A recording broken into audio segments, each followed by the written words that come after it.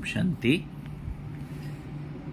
आज हम प्यारे मीठे बाबा की 24 तारीख की मुरली सुनेंगे। 24 जुलाई 2024।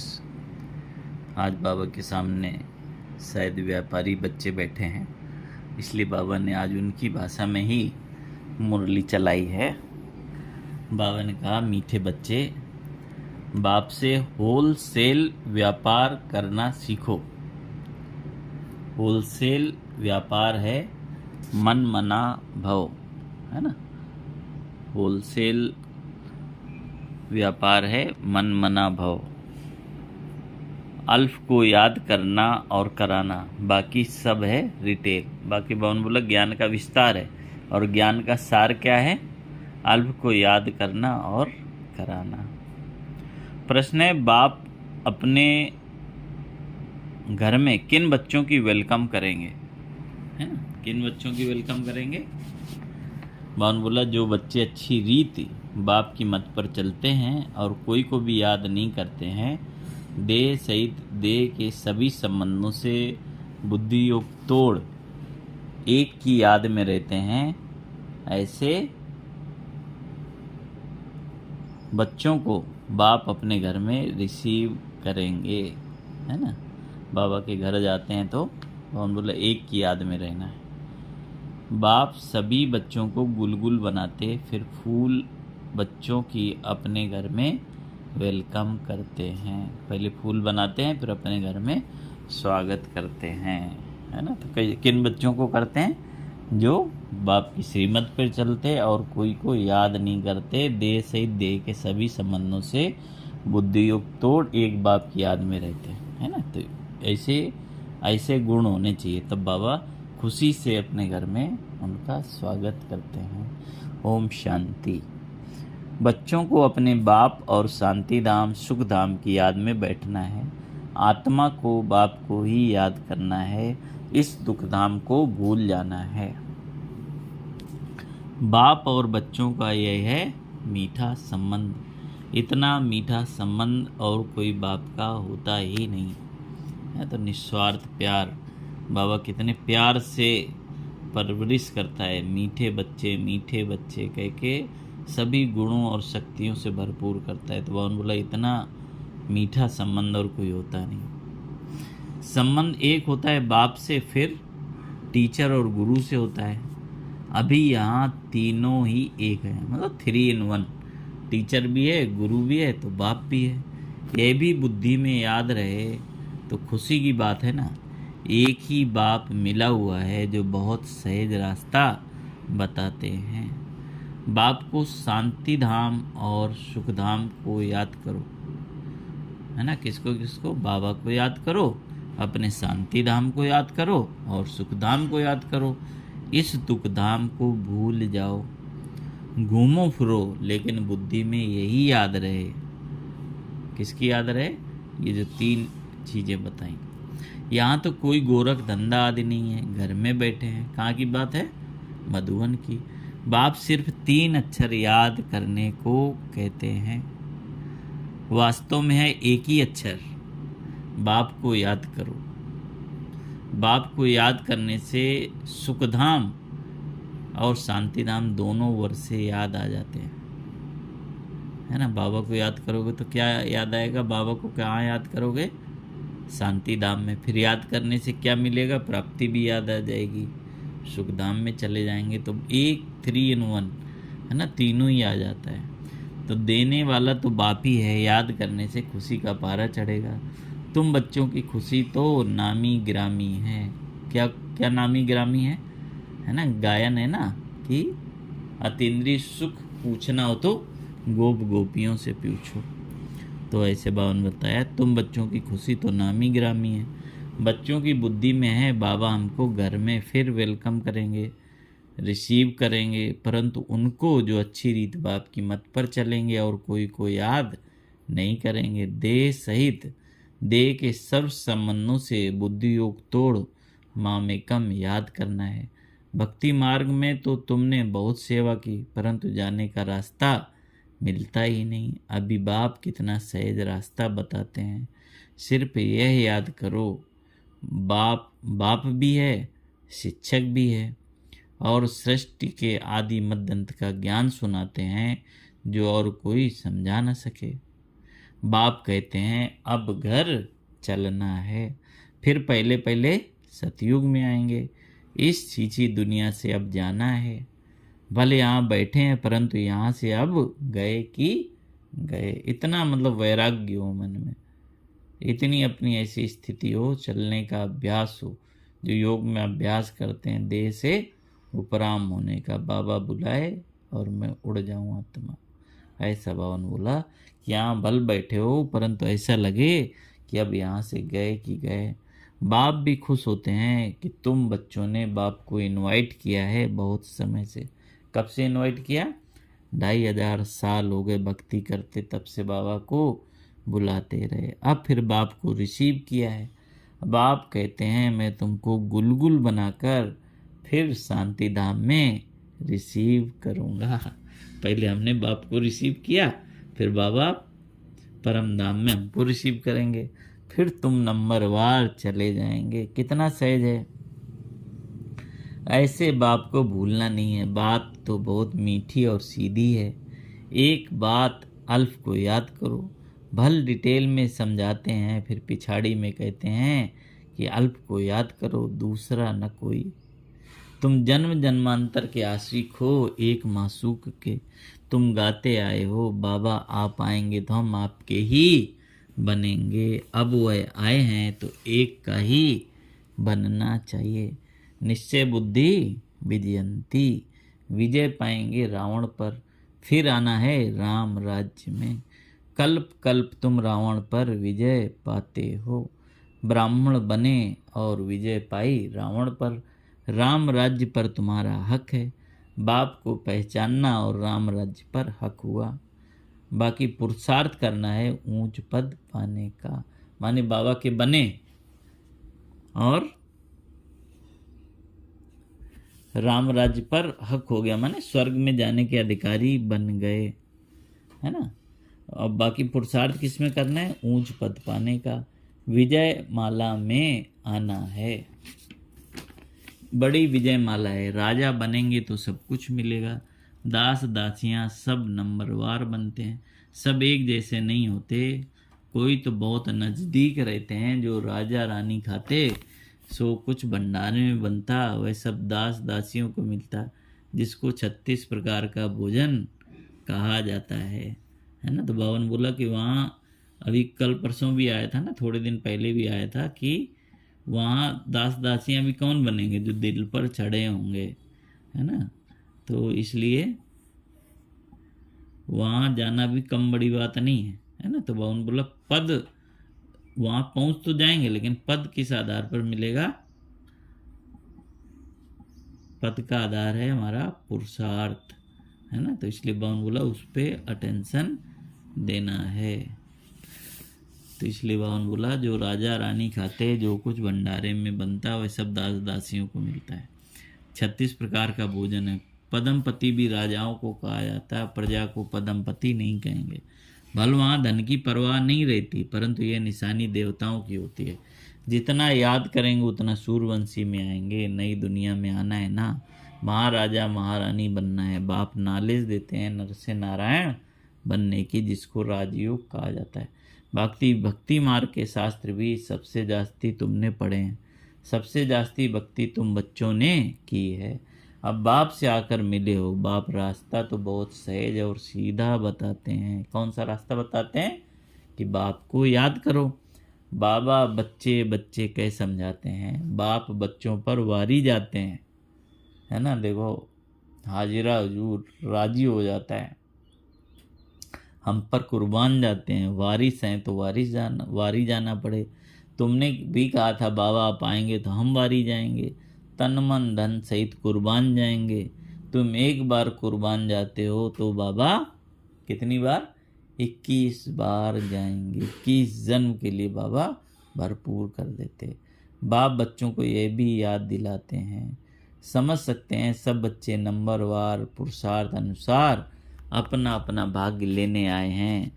बाप कहते हैं मीठे बच्चों, विश्व की बादशाही क्या है? हमारी जागीर है। विश्व की बादशाही हमारी जागीर है। अब जितना पुरुषार्थ तुम कर लो, जितना पुरुषार्थ करेंगे उतना ऊंच पद पाएंगे। नंबर 1 शो नंबर लास्ट में है ना। ब्रह्मा बाबा की आत्मा जो नंबर 1 आत्मा थी अभी लास्ट नंबर में है। नंबर 1 में फिर जरूर जाएंगे। सारा मदार पुरुषार्थ पर है। बाप बच्चों को घर ले जाने आए हैं। अब अपने को आत्मा समझ बाप को याद करेंगे तो पाप कटते जाएंगे। क्या युक्ति बताई? बाबा को याद करेंगे तो पाप कट जाएंगे। वह है काम अग्नि, यह है योग अग्नि। काम अग्नि में जलते जलते तुम काले हो गए हो, बिल्कुल खाक में पड़े हो। अब मैं आकर तुमको जगाता हूँ। तमो प्रधान से सतो प्रधान बनने की युक्ति बताता हूँ। बिल्कुल सरल है ना। कितनी सरल बाबा ने युक्ति बता दी कि बस याद करो, है ना। योग अग्नि से सारे पाप खत्म हो जाते हैं, है ना। तो बाबा ने बता दिया, बिल्कुल सरल है। मैं आत्मा हूँ। इतना समय देह अभिमान में रहने के कारण तुम उल्टा लटक पड़े थे। अब देही अभिमानी बन बाप को याद करो। घर जाना है, बाप लेने के लिए आए हैं। तुमने निमंत्रण दिया और बाप आए हैं। बाबा को कब से बुलाया, 2500 साल भक्ति की, उसका फल देने के लिए भगवान आए हैं। पतितों को पावन बनाकर पंडा बन ले जाएंगे सब आत्माओं को। अभी कुछ दिन पहले आया ना कि किंचित मात्र भी विकार या शुद्धि न हो, अपने घर जाना है तो, है तो इसलिए बाबा बोले पंडा बनकर ले जाएंगे। आत्मा को ही यात्रा पर जाना है। तुम हो पांडव संप्रदाय। पांडवों का राज्य नहीं था, कौरवों का राज्य था। यहाँ तो अभी राजाई भी खत्म हो गई है। अभी भारत का कितना बुरा हाल हो गया है। तुम पूज्य विश्व के मालिक थे और अब क्या बन गए? जो पूज्य थे वही क्या बन गए? पुजारी बन गए। तो विश्व का मालिक कोई भी नहीं। विश्व के मालिक सिर्फ देवी देवता ही बनते हैं। यह लोग कहते हैं विश्व में शांति हो। तुम पूछो विश्व में शांति किसको कहते हो? विश्व में शांति कब हुई? वर्ल्ड की हिस्ट्री ज्योग्राफी रिपीट होती रहती है, चक्र फिरता रहता है। बताओ विश्व में शांति कब हुई थी? तुम कौन सी शांति चाहते हो? तो कोई बता नहीं सकेंगे। ये पूछ सकते हो ना कि कब शांति थी, कैसी शांति चाहिए, तो उनको समझाना है कि बाप समझाते हैं विश्व में शांति तो स्वर्ग में थी, जिसको पैराडाइज कहते हैं। क्रिश्चियन लोग कहते हैं बरोबर क्राइस्ट से 3000 वर्ष पहले पैराडाइज था।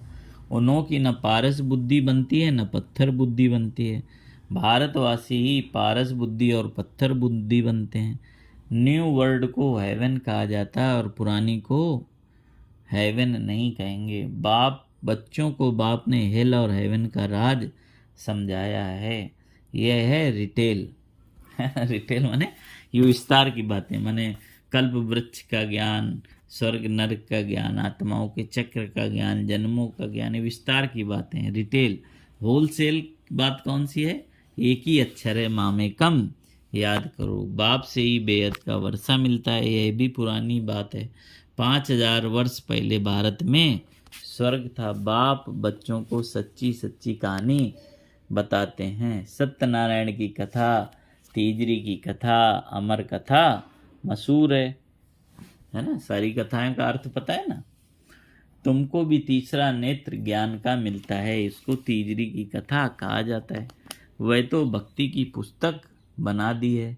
अब तुम बच्चों को सब बातें अच्छी रीत समझाई जाती हैं। रिटेल और होलसेल होता है ना। इतना ज्ञान सुनाते हैं जो सागर को स्याही बनाओ तो भी अंत ना आए। यह हुआ रिटेल। माने कितना बाबा विस्तार से हर चीज का, हर संस्कार के ऊपर बाबा की अव्यक्त मुरली सुनो। एक एक जो कमी है उसको दूर करने के लिए, है ना, कितना विस्तार का ज्ञान। तो बाबा ने बोले ये हुआ रिटेल। होलसेल में कहते हैं, क्या कहते हैं? मन मना भाव। कितनी बार बाबा ने स्मृति दिलाई, है ना। जो ज्ञान का सार क्या है? मन ही मन भगवान को याद करना। अक्षर ही एक है, उसका अर्थ भी तुम समझते हो और कोई बता ना सके। बाप ने कोई संस्कृत में ज्ञान नहीं दिया है, वह तो जैसा राजा है वह अपनी भाषा चलाते हैं। अपनी भाषा तो एक हिंदी ही होगी, फिर संस्कृत क्यों सीखनी चाहिए? कितना पैसा खर्च करते हैं, कितनी मेहनत करते हैं। तो बाबा ने बताया कौन सी भाषा होगी अपनी, देवताओं की भाषा कौन सी होगी? हिंदी। तुम्हारे पास कोई भी आए उनको बोलो बाप कहते हैं मुझे याद करो तो शांति धाम सुख धाम का वर्षा मिलेगा। ये समझना हो तो बैठकर समझो, बाकी हमारे पास और कोई बात नहीं है। है ना, कितना एक शब्द में बाबा ने सार समझा दिया कि अगर कोई आए उसको बोलो कि शांति धाम और सुख धाम का अगर वर्षा लेना है तो बाबा को याद करो। है ना, इसके अलावा और कोई व्यर्थ की बात नहीं करनी, हमारे पास और कोई बात है नहीं। बाप समझाते हैं, अल्फ ही समझाते हैं, अल्फ से ही वर्षा मिलेगा। बाप को याद करो तो पाप नाश हो, फिर पवित्र बन शांति धाम में चले जाएंगे। कहते भी हैं शांति देवा, बाप ही शांति के सागर हैं तो उनको ही याद करते हैं। बाप जो स्वर्ग स्थापन करते हैं वह तो यहाँ ही होता है, सूच वतन में कुछ भी नहीं है। है ना, सूच वतन कब की रचना है? अभी संगम युग की रचना है ना, अव्यक्त फरिश्तों की दुनिया है। और बाकी स्वर्ग कहाँ होता है? इसी धरा पे ही। स्वर्ग कैसे होता है? जब आत्माओं के संस्कार सतयुगी हो जाते हैं, सतो प्रधान आत्मा हो जाती है तो संस्कार सतो प्रधान वाले हो जाते हैं, तो यही दुनिया स्वर्ग हो जाती है। तो बावन बोला कि स्वर्ग भी यहाँ ही है, सूच वतन में कुछ नहीं है। तो साक्षात्कार की बातें हैं, ऐसा फरिश्ता बनना है, बनना यहाँ ही है। फरिश्ता बनकर फिर घर चले जाएंगे। राजधानी का वर्षा बाप से मिलता है, शांति और सुख दोनों वर्षे मिलते हैं। बाप के सिवाय और कोई को सागर कह नहीं सकते। है ना, और किसी को भी सागर नहीं कह सकते। बाप जो ज्ञान का सागर है वही सर्व की सदगति कर सकते हैं। बाप पूछते हैं मैं तुम्हारा बाप टीचर गुरु हूँ, तुम्हारी सदगति करता हूँ, फिर तुम्हारी दुर्गति कौन करता है? बाबा प्रश्न कर रहे हैं बच्चों से कि तुम्हारी दुर्गति कौन करता है? तो बाबा बताया रावण। दुर्गति और सदगति का ये खेल है। कोई पूछते हैं तो पूछ सकते हैं। भक्ति मार्ग में प्रश्न ढेर उठते हैं, ज्ञान मार्ग में प्रश्न की बात नहीं। शास्त्रों में तो शिव बाबा से लेकर देवताओं की भी कितनी गिलानी कर दी है, किसको भी छोड़ा नहीं है। कुछ दिन पहले बाबा ने सुनाया ना कि कृष्ण ने मक्खन खाया, है ना, वस्त्र चुराए, तो उसको भी एक गीत भजन कीर्तन के रूप में उसकी भी महिमा करते हैं। है ना, तो जैसे गिलानी की चीज को भी ऐसे समझते हैं कि हम महिमा कर रहे हैं, लेकिन असल में तो वो गिलानी कर रहे हैं। तो बाबा ने बोला कि शास्त्रों में कितनी देवताओं की, शिव बाबा की भी गिलानी कर दी है, किसको छोड़ा नहीं। यह भी ड्रामा बना हुआ है, फिर भी करेंगे। बाप कहते हैं ये देवी देवता धर्म बहुत सुख देने वाला है, फिर ये दुख नहीं रहेगा। बाप तुम्हें कितना समझदार बनाते हैं। ये लक्ष्मी नारायण समझदार हैं तब तो विश्व के मालिक हैं, बेसमझ तो विश्व के मालिक हो न सकें। पहले तो तुम कांटे थे, अब फूल बन रहे हो, इसलिए बाबा भी गुलाब का फूल ले आते हैं, ऐसा फूल बनना है। इसलिए बाबा भी कई बार क्लास में आते थे तो गार्डन से अलग अलग तरह के फूल लेके आते थे। है ना, किसी में खुशबू है, किसी में सुंदरता है, किसी में कोई गुण नहीं है, तो ऐसे बाबा एग्जाम्पल देते थे। तो बाबा भी फूल लेके आते हैं गुलाब का कि ऐसा बनना है। खुद आकर फूलों का बगीचा बनाते हैं। फिर रावण आता है कांटों का जंगल बनाने। है ना, तो बगीचा बनाने में मेहनत लगती है ना, और जंगल तो अपने आप बन जाता है ना, तो इसलिए मेहनत बाबा कर रहा है बगीचा बनाने में। तो खुद आकर फूलों का बगीचा बनाते हैं, फिर रावण आता है कांटों का जंगल बनाने। कितना क्लियर है, ये सब सिमरन करना है, एक को याद करने से उसमें सब आ जाता है। बाप से वर्षा मिलता है, यह बहुत भारी दौलत है। शांति का भी वर्षा मिलता है क्योंकि शांति का सागर वही है। लौकिक बाप की भी ऐसी महिमा कभी नहीं करेंगे। श्री कृष्ण है सबसे प्यारा, पहले पहले जन्म ही उनका होता है, इसलिए उनको सबसे जास्ती प्यार करते हैं। बाप बच्चों को ही सारे घर का समाचार देते हैं। बाप भी पक्का व्यापारी है, कोई विरला ऐसा व्यापार करे। होलसेल व्यापारी कोई मुश्किल बनता है। तुम होलसेल व्यापारी हो, बाप को याद करते ही रहते हो। कई रिटेल में सौदा कर फिर भूल जाते हैं। बाप कहते हैं निरंतर याद करते रहो। वर्षा मिल गया फिर याद करने की दरकार नहीं रहेगी, है ना। सतयुग में कोई भक्ति नहीं होगी, कोई योग नहीं होगा, है, क्योंकि प्राप्ति हो गई है। इसलिए बाबा ने कहा, तो आज बाबा ने कई बार स्मृति में दिलाया, है ना। तुम कौन से व्यापारी बनना है?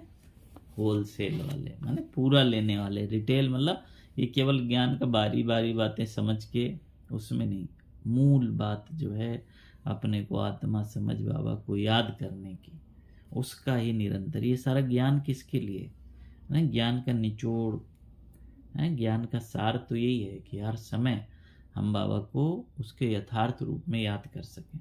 तो इसलिए बाबा ने बोला कि कई रिटेल में सौदा कर भूल जाते हैं, बाप कहते हैं निरंतर याद करो। वर्षा मिल गया फिर याद करने की जरूरत नहीं। लौकिक संबंध में बाप बूढ़ा हो जाता है तो कोई कोई बच्चे पिछाड़ी तक भी सहायक बनते हैं। कोई तो मिल्कियत मिली और उड़ाकर खलास कर देते हैं। बाबा सब बातों का अनुभवी है, तब तो बाप ने भी इनको अपना रथ बनाया है। गरीबी का, साहूकारी का सब में अनुभवी है। हम बाबा ब्रह्मा बाबा की अगर हम स्टोरी सुने, बचपन में कैसा था बचपन उनका, है ना, कितने गरीब थे। अपने चाचा के साथ उनका जो इसका व्यापार था अनाज का, तो तौलने का काम करते थे। तो छोटे से फिर और एक परिचित थे उनके यहाँ, फिर ये सोने का जो काम है वहाँ सीखा धीरे धीरे, फिर अपना बिजनेस स्टार्ट किया। तो बाबा को हर चीज़ का अनुभव रहा है, गरीबी का भी और साहूकारी का भी। तो ड्रामा अनुसार ये एक ही रथ है, ये कभी बदल नहीं सकता। ड्रामा बना हुआ है, इसमें कभी चेंज हो नहीं सकती। ये सब बातें होलसेल और रिटेल में समझाकर फिर अंत में कहते हैं, क्या कहते हैं बाबा? मन मना भव मध्याजी भव। मन मना भव में सब आ जाता है। यह बहुत भारी खजाना है, उनसे झोली भरते हैं। अविनाशी ज्ञान रत्न 1-1 लाख रुपए के हैं। तुम पद्मा पदम भाग्यशाली बनते हो। कैसे हैं 1-1 लाख रुपए? कभी चिंतन किया इस पे, है ना? क्योंकि इस ज्ञान से क्या होता है, सोने के महल के अधिकारी बन जाते हैं। तो सोने के महल की कितनी वैल्यू है? तो इसलिए बावन बोला 1-1 रत्न लाख रुपए का है। तुम पद्मा पदम भाग्यशाली बनते हो। बाप तो खुशी ना खुशी दोनों से न्यारा है, सुख दुख दोनों से न्यारा है। साक्षी वो ड्रामा देख रहे हैं, तुम पार्ट बजाते हो। मैं पार्ट बजाते भी साक्षी हूँ, जन्म मरण में नहीं आता हूँ, तो कोई भी इनसे छूट नहीं सकता, मोक्ष मिल ना सके। ये अनादि बना बनाया ड्रामा है, ये भी वंडरफुल है। छोटी सी आत्मा में सारा पार्ट भरा हुआ है। ये अविनाशी ड्रामा कभी विनाश को नहीं पाता। अच्छा, बाबा ने सुनाया मीठे मीठे शिगल दे बच्चों प्रति माता पिता बाप दादा का दिल व जान सिख व प्रेम से सर्व सेवल बच्चों को नंबरवार पुरुषार्थ अनुसार याद प्यार और गुड मॉर्निंग। रूहानी बाप की रूहानी बच्चों को नमस्ते। हम रूहानी बच्चों की रूहानी बाप दादा को याद प्यार गुड मॉर्निंग। नमस्ते बाबा, नमस्ते, शुक्रिया बाबा, शुक्रिया। धारणा के लिए मुख्य सार है, क्या सुनाया आज बाबा ने मुरली में? जैसे बाप बच्चों पर वारी जाते हैं, ऐसे तन मन धन सहित एक बार बाप पर पूरा कुर्बान जाकर 21 जन्मों का वर्षा लेना है। बाप जो अविनाशी अनमोल खजाना देते हैं, उससे अपनी झोली सदा के लिए भरपूर करनी है। सदा इसी खुशी व नशे में रहना है कि हम पद्मा पदम भाग्यशाली हैं। वरदान है, ब्राह्मण जीवन की प्रॉपर्टी और पर्सनालिटी का अनुभव करने और कराने वाली विशेष आत्मा भव। फिर से सुनेंगे वरदान, ब्राह्मण जीवन की प्रॉपर्टी और पर्सनालिटी का अनुभव करने और कराने वाली विशेष आत्मा भव। बाप दादा सभी ब्राह्मण बच्चों की स्मृति दिलाते हैं कि ब्राह्मण बने अहो भाग्य। लेकिन ब्राह्मण जीवन का वर्षा प्रॉपर्टी संतुष्टता है। और ब्राह्मण जीवन की पर्सनालिटी क्या है? प्रसन्नता है। वर्षा क्या बताया बाबा ने? संतुष्टता। और पर्सनालिटी प्रसन्नता। इस अनुभव से कभी वंचित नहीं रहना, अधिकारी हो। जब दाता वरदाता खुली दिल से प्राप्तियों का खजाना दे रहे हैं तो उसी अनुभव में लाओ और औरों को भी अनुभवी बनाओ, तब कहेंगे विशेष आत्मा। है ना, खुद भी अनुभव करना है और दूसरों को भी अनुभव कराना है। आज की मुरली से स्लोगन है, लास्ट समय का सोचने के बजाय लास्ट स्थिति का सोचो। है ना, कई बार सोचते हैं कब विनाश होगा, परिवर्तन होगा, तो उस समय कॉन्शियस नहीं होना है, स्थिति कॉन्शियस कि हर, इसलिए मम्मा बोलती है ना, हर घड़ी अंतिम घड़ी। अभी भी हमारा शरीर छूटे तो हमारे मन की स्थिति क्या है? अंतमति सुगति। इसलिए लास्ट समय का नहीं सोचो, लास्ट स्थिति का सोचो कि हमें जब बाबा के पास जाना है तो कितना पुण्य का खाता हो, हमारी आत्मा की स्थिति कैसी हो, उसके बारे में सोचना। अच्छा, ओम शांति। 1 मिनट बाबा को याद करेंगे प्यार से। बाबा ने आज होलसेल मंत्र दिया, मन मना भाव विस्तार में नहीं जाके सार में बुद्धि को टिकाना है। बाबा की याद में बाबा आया है तो उस पर बलिहार होने का समय। बाबा हम पर बलिहार है, तुम हम पर बलिहार, बाबा हम तुम पर बलिहार। ऐसा बलिहार होना है, अर्पण हो जाना है, अपनी सारी कमी कमजोरियों को न्यौछावर कर देना है। तो इस प्राप्तियों का समय है, परिवर्तन का समय है ना।